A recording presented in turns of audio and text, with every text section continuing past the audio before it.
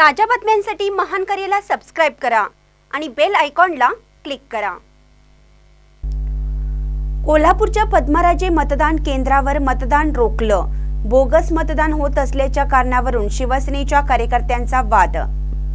कोल्हापूर येथील पद्मराजे शाळेच्या मतदान केंद्रावर बोगस मतदान झाल्याच्या कारणावरून शिवसेनेच्या कार्यकर्त्यांनी वाद घालत मतदान रोखलं। कोल्हापूर येथील पद्मराजे शाळेच्या मैदान केंद्रावर मतदान सुरू असताना काही तरुण मतदानासाठी आले होते। त्यावेळी त्यांना तुमचे मतदान झाल्याचे सांगण्यात आले।